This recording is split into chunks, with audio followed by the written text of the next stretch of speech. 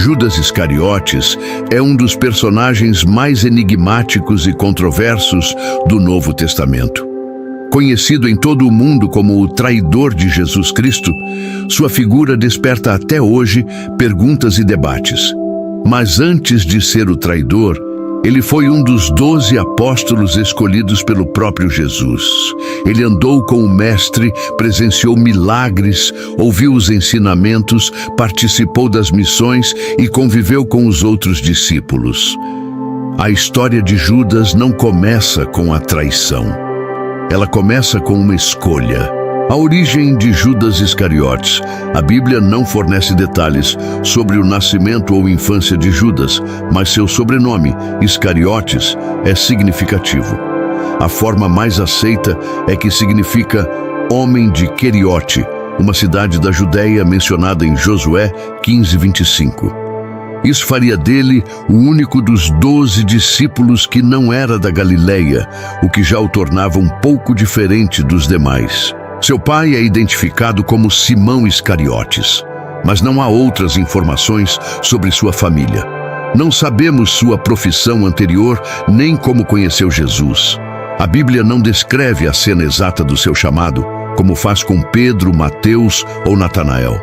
O que sabemos é que Judas foi incluído na lista dos 12 apóstolos escolhidos por Jesus, ocupando sempre o último lugar, com a observação: o que o traiu. Essa escolha mostra que, apesar de conhecer todas as coisas, Jesus o chamou, e Judas participou do ministério ativamente. A função de Judas entre os discípulos: Judas era o tesoureiro do grupo. Ele era responsável pela bolsa onde eram guardadas as ofertas e doações que financiavam as viagens e necessidades dos discípulos e de Jesus. No entanto, o apóstolo João nos informa que Judas roubava do dinheiro comum. Ele tirava o que ali se lançava, ou seja, praticava desonestidade enquanto convivia com o Filho de Deus e os demais apóstolos. Essa informação mostra que sua corrupção não surgiu de um momento isolado, mas era um comportamento habitual. Ainda assim, ele manteve sua posição, mostrando que Jesus, mesmo conhecendo o interior dos homens, permitia que Judas escolhesse o próprio caminho. Judas presenciou todos os milagres. Judas não era apenas um nome na lista. Ele participou da missão de 2 em 2, em que os discípulos foram enviados por Jesus para pregar, curar enfermos e expulsar demônios. Isso significa que ele exerceu autoridade espiritual, e ninguém desconfiava de suas intenções. Ele esteve presente quando Jesus alimentou multidões, acalmou tempestades, ressuscitou mortos e andou sobre as águas. Ele ouviu todas as parábolas, os sermões e teve acesso direto ao ensino do Mestre. Nada disso impediu sua queda. Judas não era ignorante quanto à identidade de Jesus. Ele sabia quem era Jesus. O episódio em Betânia, o protesto de Judas. O Evangelho de João relata um episódio que se tornou um ponto decisivo. Em Betânia, Maria, irmã de Lázaro, ungiu os pés de Jesus com um perfume caríssimo de nardo puro e enxugou com seus cabelos. O gesto provocou reação imediata de Judas, que questionou: por que não se vendeu este perfume por 300 denários e não se deu aos pobres? João esclarece que Judas não disse isso por cuidado com os pobres, mas porque era ladrão. O contraste entre a devoção de Maria e o interesse egoísta de Judas é gritante. Jesus o repreende. Deixa-a, para o dia da minha sepultura, o guardou. Essa repreensão pública, somada à frustração pessoal, parece ter sido um ponto de virada. O acordo com os líderes religiosos. Logo após esse episódio, Judas toma uma atitude decisiva. Ele vai até os principais sacerdotes e propõe: que me quereis dar, e eu vô-lo entregarei. Eles concordam em lhe pagar 30 moedas de prata, exatamente o valor que, segundo a lei de Êxodo, era pago pela morte de um escravo. Zacarias já havia profetizado esse valor séculos antes. A partir desse momento, Judas começou a buscar uma oportunidade para entregar Jesus longe das multidões. Ele agia de forma discreta, sem levantar suspeitas entre os discípulos. A última ceia, o anúncio da traição. Durante a ceia de Páscoa, Jesus surpreende os discípulos com uma declaração direta: "Em verdade vos digo que um de vós me trairá." Eles ficam perplexos e perguntam um a um: "Porventura sou eu, Senhor?" Quando Judas pergunta, Jesus responde: "Tu o disseste." No Evangelho de João, vemos que Jesus dá a Judas um pedaço de pão molhado, um gesto de honra na cultura judaica. Após isso, João escreve: "E após o bocado entrou nele Satanás." Jesus então diz: "O que fazes, faze-o depressa." Judas se levanta e sai. Era noite. A traição no Getsêmani. Jesus vai com os discípulos ao jardim do Getsêmani, onde ora em agonia. Já era tarde da noite quando Judas chega, agora acompanhado de uma multidão armada, enviada pelos líderes religiosos. Ele havia combinado um sinal. Aquele que ele beijasse seria Jesus. E logo aproximando-se de Jesus, disse: "Salve, Rabi", e o beijou. Jesus responde: "Judas, com um beijo traz o Filho do Homem?" Jesus é preso, os discípulos fogem. A missão de Judas está completa. Ele entregou o Mestre. O remorso e a morte de Judas. Quando percebe que Jesus foi condenado, Judas é consumido pelo remorso. Ele volta ao templo, leva as moedas e tenta devolvê-las. "Pequei, traindo sangue inocente." Mas os sacerdotes respondem friamente: "Isso é contigo." Então ele joga o dinheiro no templo e sai. Segundo Mateus, ele se enforca. Lucas, em Atos, oferece mais detalhes.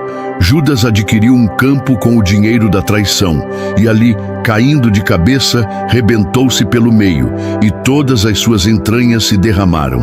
Pode ter sido o estado do corpo após o enforcamento e posterior decomposição. O lugar ficou conhecido como Aceldama, campo de sangue. A substituição de Judas.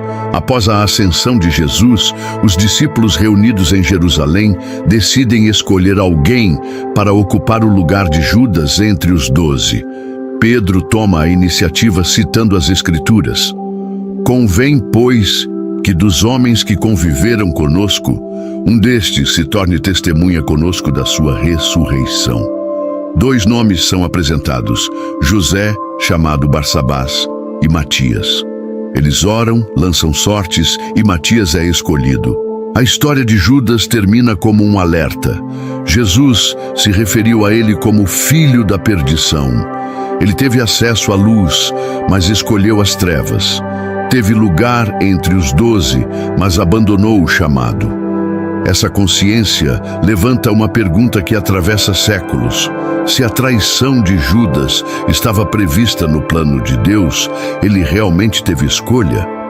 Ou estava apenas cumprindo um papel já escrito? A narrativa bíblica não oferece uma resposta simples. Judas não era um fantoche sem vontade.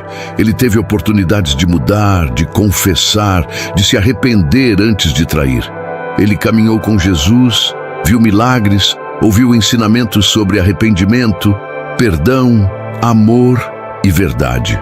Mas aos poucos foi abrindo espaço para a cobiça, para a desilusão e, por fim, para a traição. A Bíblia não apresenta Judas como uma vítima das circunstâncias, mas como alguém que decidiu agir, mesmo que sua ação já estivesse prevista. O fato de algo ser profetizado na Bíblia não anula a responsabilidade humana. Deus conhece o futuro, mas esse conhecimento não obriga ninguém a pecar. Judas fez suas escolhas, e ao entregar Jesus por 30 moedas de prata, ele confirmou um destino que já estava revelado nas Escrituras, mas que foi selado por suas próprias mãos. Esse é o mistério profundo que envolve a história de Judas. Ele foi, ao mesmo tempo, instrumento de uma profecia divina e autor de sua própria queda. O plano de Deus se cumpriu, e mesmo assim, Judas foi julgado por sua decisão. Essa tensão entre soberania divina e livre-arbítrio permanece viva até hoje, lembrando que Deus sabe todas as coisas, mas não força ninguém a errar. Judas caminhou ao lado da luz, mas escolheu as trevas. O nome Judas Iscariotes ficou marcado para sempre, mas sua trajetória serve como advertência. Não basta estar perto de Jesus, é necessário segui-lo de verdade. Às vezes, a vida nos leva por caminhos escuros, cheios de dúvidas, frustrações e escolhas difíceis. E quando olhamos para a história de Judas, não como o traidor distante, mas como um homem real, que caminhou ao lado da verdade e ainda assim se perdeu, podemos enxergar algo muito humano ali. Judas estava perto da luz, mas por dentro carregava sombras que ninguém via. Talvez ele tenha se sentido ignorado, desacreditado, talvez esperasse um Messias diferente, alguém que trouxesse glória política, não redenção espiritual. Assim como ele, muitos de nós podemos estar cercados por coisas boas, por pessoas que nos amam, por oportunidades, mas ainda assim, por dentro, estar nos afastando daquilo que realmente importa. A história de Judas nos lembra que até quem anda com Jesus pode se perder, não por falta de chance, mas por deixar o coração se endurecer aos poucos. Se você está passando por um momento de conflito, de raiva, de desilusão, lembre-se, não é tarde demais para parar, respirar e voltar. Judas foi consumido pela culpa e achou que não havia mais volta. Mas você está vivo e enquanto há vida, há caminho. Não carregue sozinho o peso das suas falhas. Diferente dele, você ainda pode escolher outra direção.